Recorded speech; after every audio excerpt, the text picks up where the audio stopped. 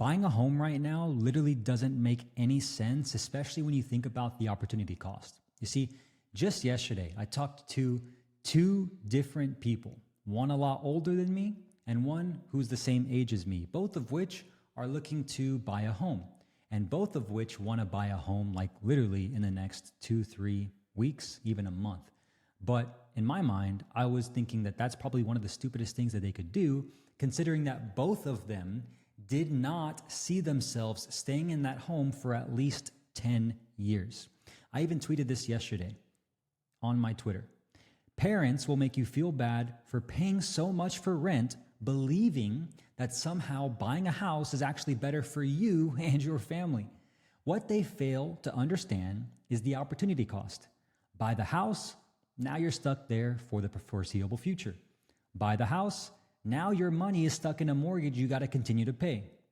Buy the house, now you're responsible for all the maintenance and the repairs, and there is a lot of maintenance and repairs over time. And in the last 2 days, like I mentioned, I've talked to two different people who are being pressured by family to buy versus rent because of the marketing that was pushed on our parents, you and me, our parents, that buying is better than renting. And people truly believe that, right? In most cases, it's not. And just because you do buy does not mean it's actually your home forever, free and clear. If you stop paying property taxes, guess what? They will come literally kick you out of that home. You don't believe me? Why don't you try it and see? The programming runs deep here, okay? I'm not against owning a home. By the way, this video is not me to say, I'm never gonna buy a home. But in both of these conversations, they both knew they wouldn't be in that same home they're about to buy within the next 3 or 4 years. They'd both like to be somewhere else, in a different state even, or even in a different, better, more likable home for their future family, a bigger home. Therefore, what I told them, the best thing to do in both cases is not to buy the home, okay? Keep renting. You're throwing your money away is the common excuse and objection that most people will give you. Oh, you're just throwing money away. And this is a very relevant topic, especially in the Hispanic community, okay? You'll talk to your friends and family, especially family, and they'll just say, you're paying so much for rent. I've heard that many times throughout the years. I'm paying so much. That's a mortgage. It's like, yeah, but dude, I don't want to have a mortgage right now. Like, I'm cool being able to have the freedom and control and flexibility without needing to be stuck in that same home for the next 10 years. By the way, you're throwing your money away, says your aunt who works a 9-to-5 she hates and who's lived in the same house her whole life, so she has to tell others to do the same to make herself feel better about her life. Now, I'm not saying that this is anyone's aunt in particular, not even my aunt. My aunt's never said that to me, but I'm giving you an example that you probably have heard of from somebody, whether it's your aunt or not. Meanwhile, that money you're putting down on a down payment or to pay off your mortgage on a place that you don't really even want could be better invested into something that will give you more freedom, aka the thing you're actually looking for, right? The freedom to own your own place, right? To have equity in something that's going to compound over time. And flexibility, which is obviously what you want as well, flexibility and control, to not have a landlord, to buy the dream home you actually want at a fraction of the price like Bitcoin. But your family isn't ready to talk about that. They don't even understand it. And you have to educate them, just like I had to educate, and I'm still educating these two individuals like I am right now with this video, because they still failed, well, at least one of them still failed to understand that they didn't really want the home, yet they're still going to invest in it anyways and put all that money down and have to pay out that mortgage over the next 10 years. I will own a home very soon, to be very clear, eventually, but it won't be one that I don't really want. Just because someone tells me I have to own where I live now because I'm throwing money away. Come on now.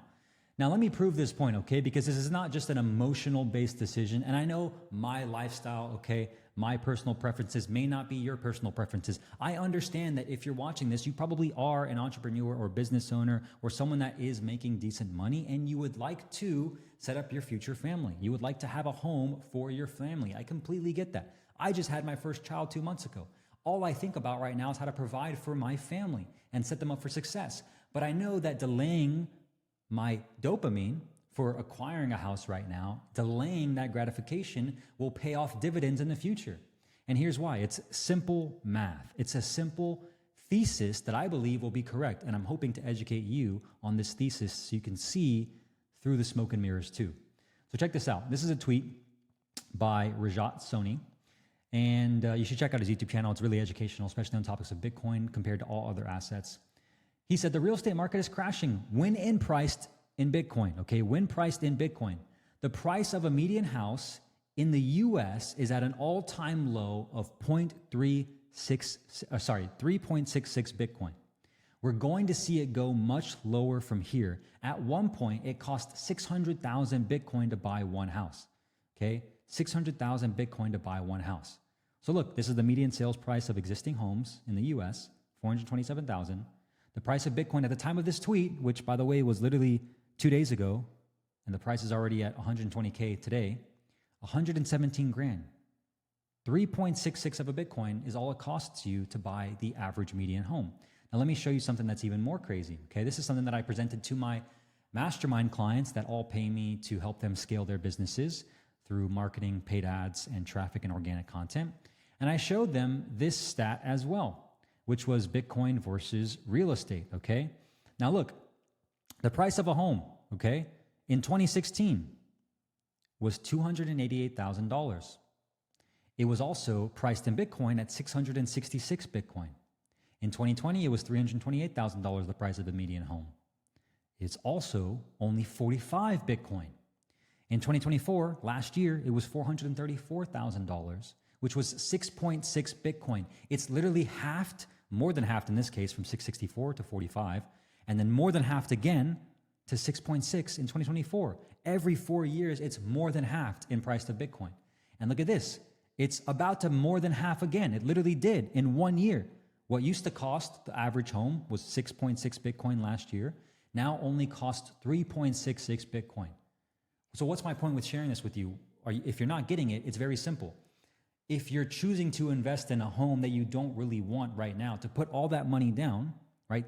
Hundreds of thousands of dollars in some cases, or thousands of dollars in some cases, that opportunity cost you're accepting is the fact that instead of buying an asset that will allow you to have more purchasing power over time, aka what used to cost you 666 to buy one home, now only costs you 3.66 to buy that same home, then you are literally setting yourself up to be very disappointed, right? Because if you don't truly want that home, okay, if you don't truly want that home, and you know in the next 3 to 4 years you're going to outgrow it, maybe you're going to have kids soon, right? But it doesn't have enough space. Or maybe you're renting a home right now that you like, but has a bunch of repairs that it needs to be made of, right?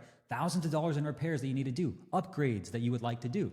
Or it's in a neighborhood that you're like, man, if this was just a little bit different, what you're doing is you're just settling, right? And you're accepting the fact that it's not the home that you really want. Okay, now I understand, again, like I said, some of you have family and kids and you want to raise them in a home. That's a lifestyle choice. And I think you should do that. But if it's not the home that you truly want, why are you going to do it? That's the thing that I just didn't understand when I was talking to one of these individuals. It was like, you don't want the home.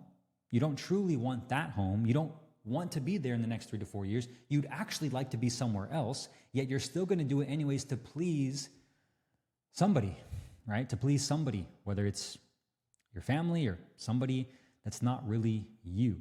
And my whole goal of this video is not to, shit on you. It's just to simply educate you on if you instead delayed that purchase, okay? If you delayed that purchase for another 1, 2, even 3 years, the cost of that home you're looking to buy right now would probably cost even less in comparison to the average price of a Bitcoin, okay?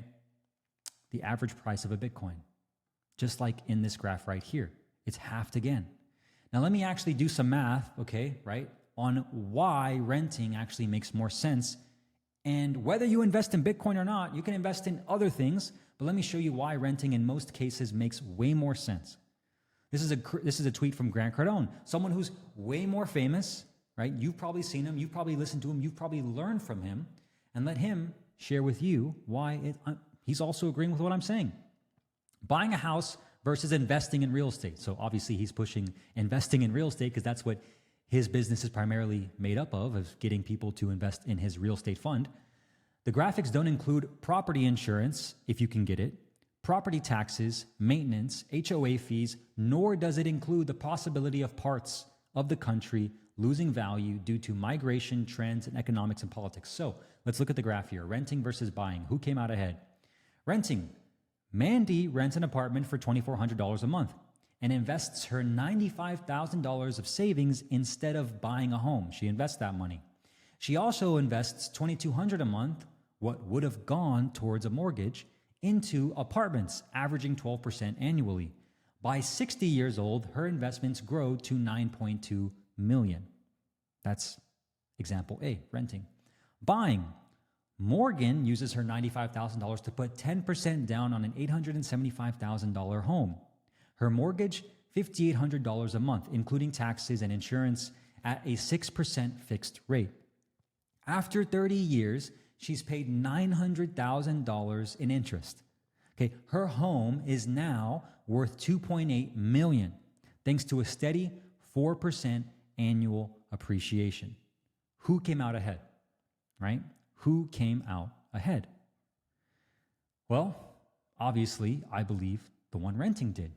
Because if you could put that same $95,000, right, into, for example, assets like real estate, or in this case, Bitcoin, which I believe is better investment than real estate for many reasons, because you don't have to deal with property taxes, you don't have to deal with maintenance, you don't have to deal with HOA fees, you don't have to deal with the possibility of, if you do decide to rent that house out, which in both of those conversations, one of them was going to say, oh yeah, but I'm going to rent it out. It's going to cash flow me in the next 3 to 5 years once I'm ready to move. Guess what? You're assuming in 2 to 3 years, 3 to 4 years, that people are going to want to rent that house. That's what you're assuming. And people will always tell you everybody needs a place to live. Of course, yeah, you can't live in a Bitcoin, but that's not the point of buying Bitcoin. People need a place to live, but who's to say they're going to want to live at the place that you've lived? Who's going to say they're going to want to rent that house that you've been buying? Who's to say they're not going to want to rent something different? Who's to say they're not going to want to buy or rent from one of these right here, which if you're not accounting for this, which I think you should, who's to say they're not going to want to rent a 3D printed house in the future? Because these things are going to change the way real estate is invested in forever. They're going to continue to manufacture houses, especially with tools like these. They're going to become more and more popular. Who's to say they're still going to want any sort of regular constructed home? I'm not going to say, obviously, that everyone's going to want a 3D printed home, but who's to say they're going to want the home that you own and that you decide to rent out? And if they do stop paying rent, then what happens, right? And then guess what? Like I say in this masterclass that I gave to my mastermind clients, congrats, now you own 30 years of debt, 7% interest rates, 2 a.m. plumbing emergencies, because you have to be the landlord in case anything breaks. And you can say, oh, I'm going to pay somebody else to do all that. Yeah, but with what margin? With what margin? The cash flow? Okay, great. Now you got to pay a property manager. And it's just, people don't understand. And then I live in Florida, by the way. I live in Florida. The insurance alone here for flood, right? For flood is insane, okay? Not to mention the property taxes, the HOA fees, the condo, if you buy a condo, right? The condo association fees. It's crazy. Meanwhile, Bitcoin just sits there, doesn't leak. There's no leaks, doesn't rot, doesn't call you at work, doesn't require a lawnmower, and silently devours the collapsing fiat system like a black hole with an appetite for human stupidity. Shout out to Adam Livingston on Twitter, because that was a quote of his, not mine. Last but not least, you see someone driving a $100,000 car, but you don't see the monthly payments. You see someone going on a $10,000 vacation, but you don't see their credit card statements. You see someone living on a $10 million mansion, but you don't see their 60 to 80-hour work weeks. Don't try living someone else's life unless you know what's happening in the background. Trying to look rich is very expensive. Now, why did I share this, and what does that have to do with property and owning a home? Well, my argument is very simple, okay? If you choose to invest in a home you don't really want today, you are literally choosing to miss out on an opportunity which could pay dividends for the rest of you and your future family. You are choosing to lose more purchasing power, right? Because you know you're not going to stay there for more than 3 to 4 years. And so my argument, my very simple logical explanation is, if you just delayed that purchase, you delayed that gratification, and you instead invested that money and you kept renting at the place you're already living, or you even rent the place that you are planning on living in, you would be much better off. Because if you then take that money and you invest it in an asset, for example, like Bitcoin, okay, in the next 3-4 years, that investment will pay off. And that purchasing power of that investment will allow you to purchase that same home that you want for a fraction of the price, and the home that you really want for even less than you might have to pay today. And there's plenty of articles, there's plenty of books that show you this. There's plenty of obviously more information out there for you to learn, right? But all I want to do now at this stage of my life is to educate people like you, to educate my younger self. Because I know for me, at this stage of my life, I want the freedom, I want the flexibility, I want the control, and I want the financial future that allows me to be able to purchase the dream home that I want eventually at a fraction of the price, which is why I'm delaying gratification on buying a home now versus later, especially if it's not the home that I really want. And I don't want you to be programmed by your friends or your family or the mass marketing machine of propaganda. And I know it's mass marketing because I'm a direct response marketer. I know how marketing works to get you to buy a home that you don't really want just because you're throwing money away at rent. Yeah, what they don't see is that rent gives you freedom. That rent gives you flexibility. For example, someone actually quoted this and I actually replied very simply to this tweet. Renting isn't throwing money away. It's buying freedom. Ownership without intention is just another trap. And again, both of these people had intention, to be very clear. They both knew they were only going to own that home for maybe 2, maybe 3 years, and then one of them was going to rent it out. The other one knew by that point they were going to have kids and they were going to probably need to invest in a bigger home because they were going to outgrow their current home. They both have the intention to outgrow that home they are planning on buying. Yet they still are being pressured to buy it by friends and family and the mass propaganda they've been programmed with, telling them that they need to own versus rent, when in most cases that's simply not true. If they instead took that excess capital, that savings that they have just sitting there in their bank account right now, and instead of purchasing a home, they invest it and they continue renting, their family's going to thank them, I believe, even more in the future because their financial situation is going to be even better than it is today. Even better than it would be with that home because they can actually buy a home they really want. And more importantly, they can have a more stable financial future. So I hope this video was helpful. I hope this video educated you. And I hope this video made you think a little bit more about listening to people that really don't know what's in the best interest of you. And by all means, I hope that you can educate them too. I would highly encourage you to continue learning more about money and how money works. I literally just put a video on my channel that is definitely different than the topics I normally talk about. If you go to my channel, I'll just actually put it, you can click the link somewhere around here. I did an entire masterclass right here that's called, I told all my clients to buy Bitcoin yesterday, this was 2 days ago, and then it hit 118K. Obviously now the price today, if you can see here, is at 119K. A little bit earlier, it was at 122K, an all-time high, almost 123. Now, is it going to stay here at this top price forever? Probably not, but that's not the point because over the next 4 years, it'll continue to rise in value because it's mathematically, cryptographically programmed to do that. It's literally designed to beat inflation and designed to have true, perfect scarcity because there is only 21 million Bitcoin, which means that out of all the 51 millionaires in the US, not even all of them can own one single Bitcoin. Which means the more you have, regardless of the price in the future, the more purchasing power you will be able to have in the future as well. So just know that if you see this today, or you see this tomorrow, or you see this a year from now, if the price is no longer 119K, if it does happen to go below, right, that's fine, okay? Because if you look at the last 5 years, it's always gone up and it's gone down. What goes up must come down. But the difference is that Bitcoin will continue to go up. I am convicted in it. I am 100% invested into that belief because I know that it has the potential to drastically change the future of my family. And more importantly, I want to make sure that everybody I know at least is aware of me talking about it to them directly because I would hate and kick myself in the future if I did not do and speak up now because it's all I talk about. At this point with my wife, it's all I listen to on YouTube. It's all I learn about. It's all I read about with the books I'm now or listening to about economics and how the world works and what money actually is, if you don't know what money actually is or how it works, this is how you can start.